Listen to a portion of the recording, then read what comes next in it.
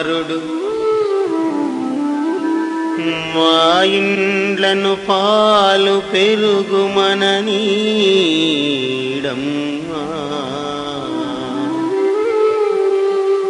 ఓ యదమెక్కడికైనను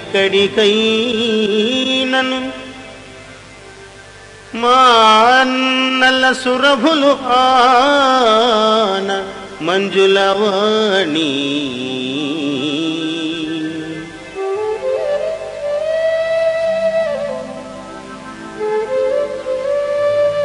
ఇలా ఒక్కొక్క తల్లి ఒక్కొక్క గొల్లెత ఒక్కొక్క విధంగా నిజాలైన నిందలను నిరంతరం వచ్చి చెబుతూ ఉంటే మమతను కాదనలేక కొడుకును కట్టడి చెయ్యలేక సదమదమైపోతూ ఉన్న తల్లి మాతృత్వ మాధుర్యంతో తప్పనిసరిగా బయటివారికి అమ్మా నన్ను విడిచి చన్ను విడిచి ఎప్పుడు పొరుగిళ్లకు వెళ్ళేవాడు కాదు మా అబ్బాయి అని సమర్థించుకున్న మెత్తని వ్యంగ్య వైభవంతో చురకలుగా ఇలా మందలిస్తున్నది బాలకృష్ణుడిని.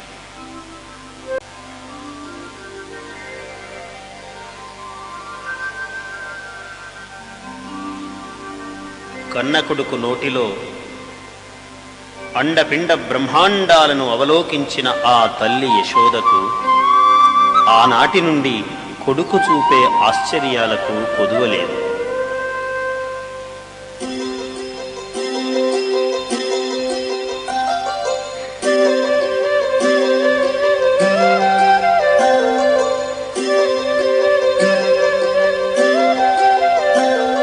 ప్రసన్న పింఛమాలికా ప్రభా విభాసితాంగుడున్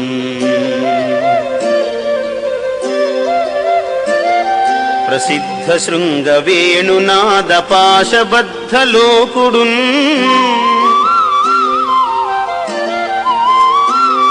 ప్రసన్న గోప బాలగీత బాహువీర్యుడయ్యు ఉల్లసించి ఏగె గోపకుల్ సెలంగి చూడమందకున్.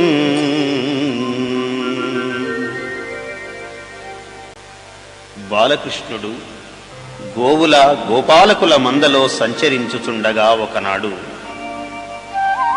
కాళింది మడుగులో కాళియుడు అను పేరుగల ఒక క్రూర ఘోర సర్పము ఆ పరిసరాల చెరించే పల్లీయులైన గొల్లలకు భయంకరమై ఉండుటను విని బాలకృష్ణుడు దాని మదము అణంపంగనించి ఆ మడుగు ఒడ్డున ఉన్న ఒక్క చెట్టునెక్కి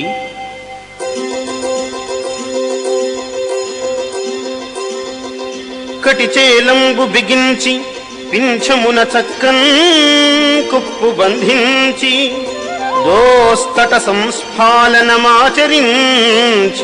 చరణద్వంద్వంబు కీలించి తత్కుట శాఖాగ్రము మీద నుండి యురికన్ గోపాలసింహంబు దిక్తటముల్ మ్రోయ హ్రదంబులో గుభగుభధ్వానంబు అను